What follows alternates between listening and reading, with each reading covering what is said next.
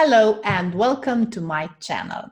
I'm Milena and you are watching my channel when I give guidance and tips for parents who go through grief and even those who have lost someone very dear to them. And today I'm going to talk about a very, very important topic, and that is connecting and talking and communicating with your beloved one who has passed on. Now, if you haven't watched my story, that is video one and video two, please do watch them because this is a basic, okay? Now in this video, I'm going to talk about mediumship, and not just mediumship in general, but how to communicate with your beloved one who has passed on and why this is so important. Well, in the last video, I explained that I promised Nela when she was dying, I promised her that I will never leave her. And that is the reason why I asked her to go home with me, because Nela died in a hospital, and when I got to, I had to leave her there, her body, I invited her in my mind, in my thoughts, I invited her, please Nela, let's go home, come with me, because that was something that I felt natural to do, and I was in a special state, like shock, or I don't know how to call it, but I was in this very, very special state, perhaps shock, perhaps something else, but all I did instinctively. I didn't think about it, I didn't rationalize it, I just did it, okay? And so I asked Nela to go home with me. And then, as I already explained, every time I got this feeling of pain raising up in my body, I just asked her and I begged her, please, Nela, please, please, please help. But that's not how I started to communicating with her, like real communication. That was just my wish, my thoughts, and she didn't answer, like physically answer. I just felt her.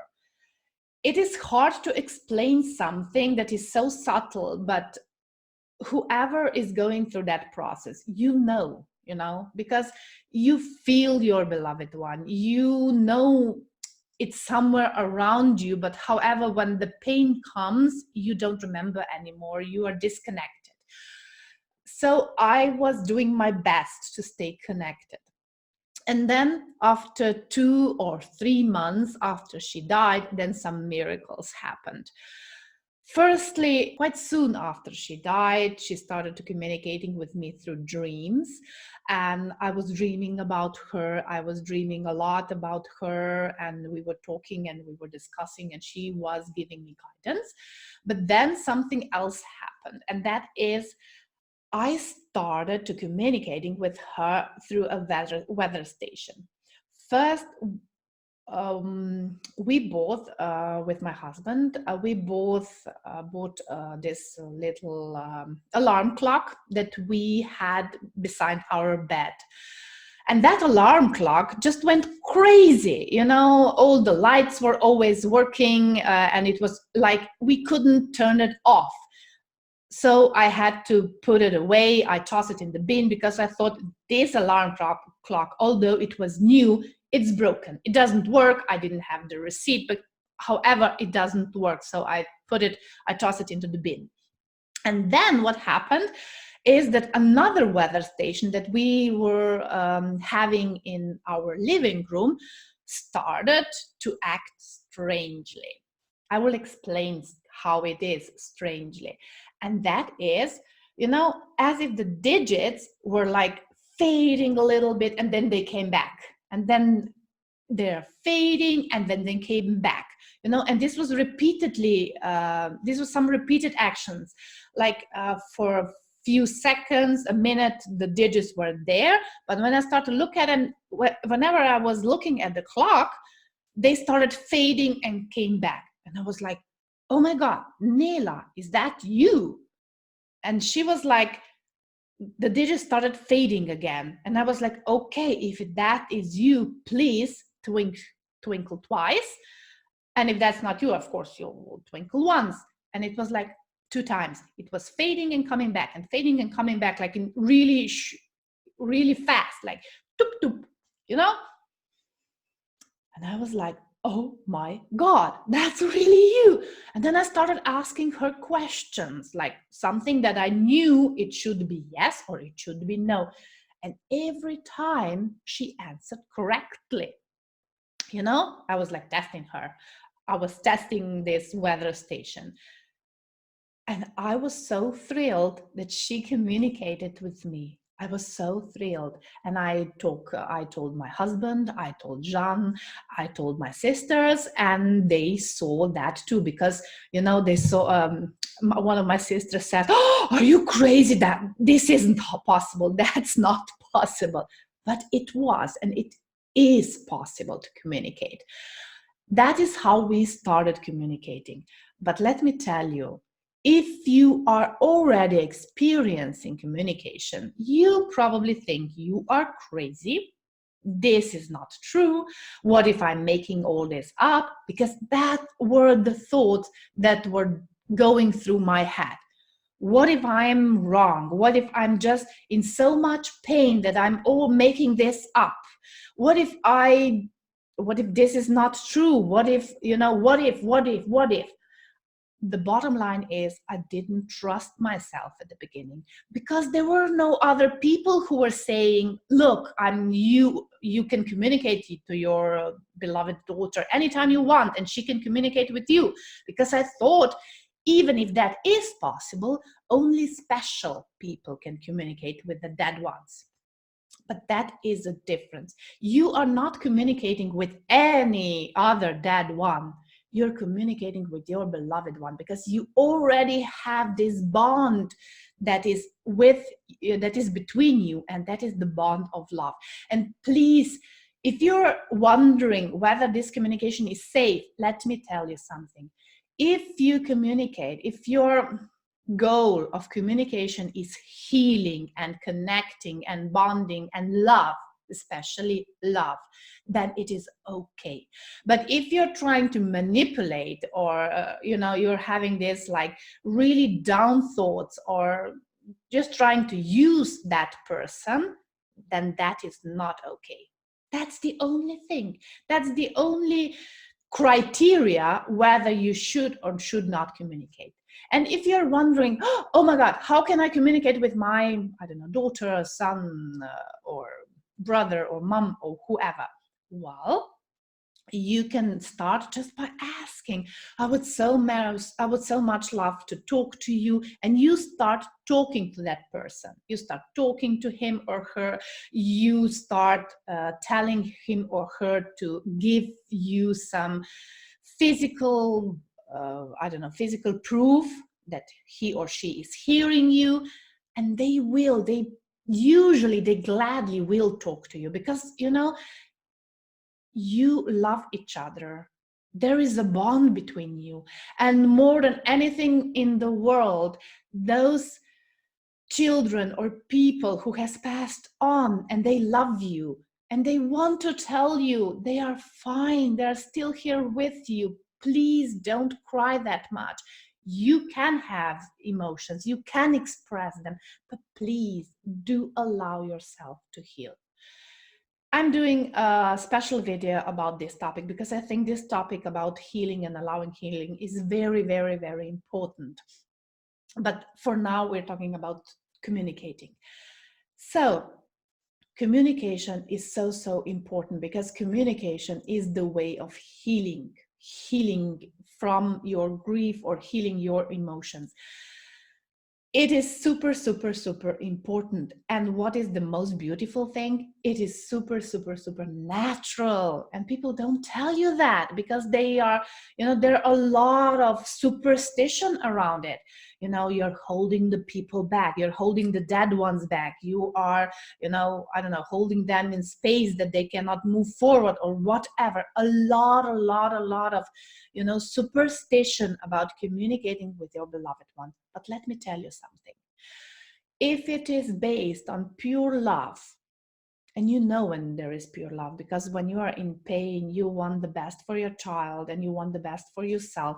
Probably it is you want the best for your child, not for yourself, because you don't think about yourself that much. And it's just natural. I have so many moms reporting to me about their communication. It is so beautiful. It is so real. I cried. I cry every time that I hear about that because it is so eye-opening. It is not an isolated case that I thought I was having, like an isolated case, because that was not natural. That was my thought. That were my thoughts. I thought this is not natural. I'm doing something wrong. Perhaps I am ready to go sent in a lunatic house. I even visited psychiatrists because I thought it must be something wrong with me. Yes, I even visited psychiatrists because I thought there must be something wrong with me.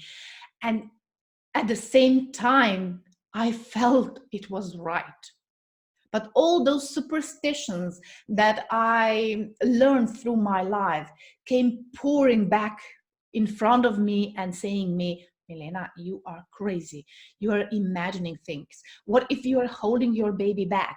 What if you're not allowing your baby to move on? What if? And there were so many doubts around it. That's why I'm so passionate about to give you all that knowledge. And please, I will repeat the third time today, if it is based on love, not manipulation, it is pure and it is something so natural. And you probably already experience it. The question is, do you allow it? I had so many stories. People tell me of how they communicate with their beloved ones, with their moms, with their children, with their spouses who has passed on. And there was one person who told me how she felt every evening that she lay on the couch. She felt her husband laying there beside her for a long period of time, and she felt so comfortable and so cherished and so loved. And that communication feels like love. And if you're scared that somebody else or something else is communicating with you, protect yourself. There are ways of protecting, like you have the power of choice and you have the power to say, I only want, I don't know, my child to communicate with me. And if it is you, I don't know, Nela, if it is you, your child's name, then please, you're welcome. If it's not you, I want you to go out. And they have to go out.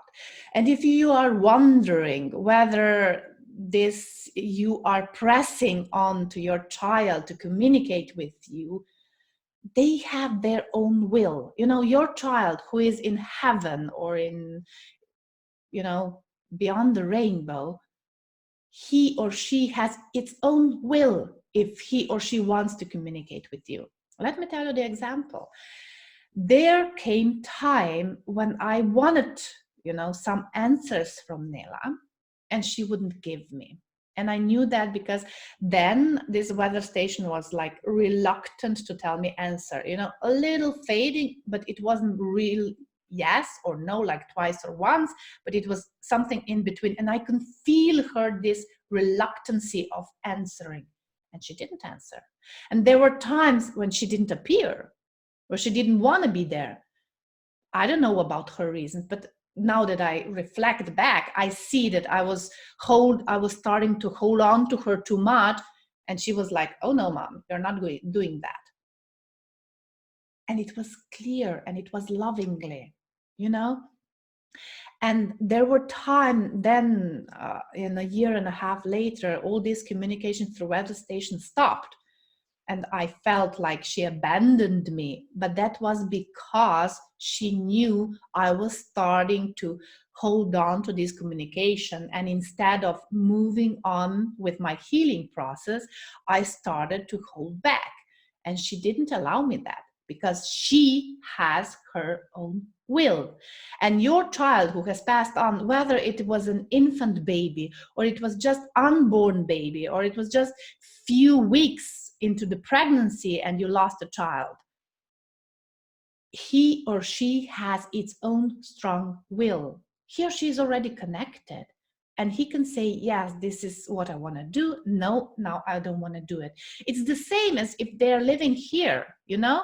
You ask a child to do something and he says yes or no. You cannot force him to do. Well, you can force him some things, but you know, here on earth, in heaven, you cannot force him.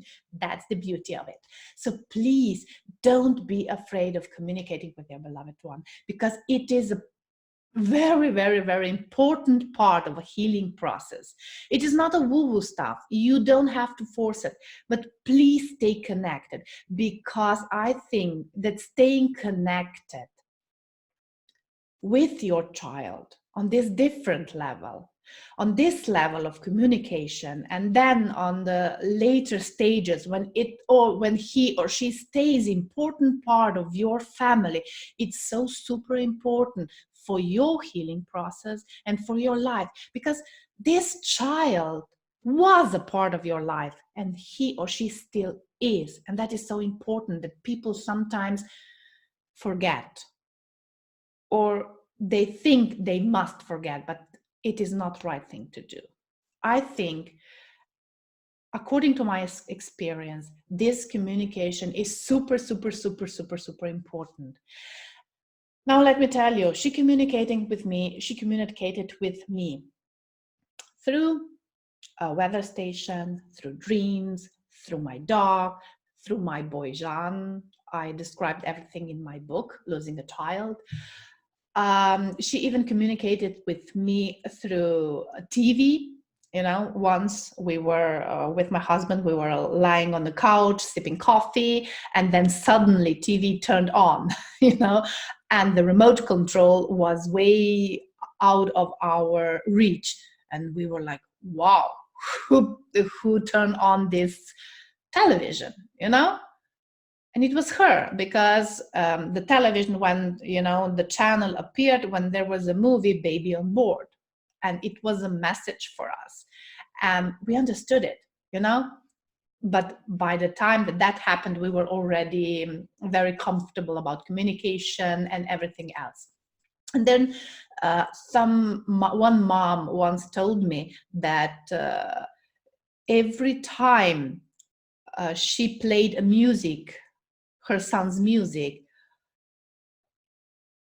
his cat went crazy. And she didn't do that before that, only after her son died. And she had this really, really important communication with her son. But the sad thing was, all the others, like the environment, the husband and friends and family, were pressing on to her to stop communicating, because because apparently she's holding a son back.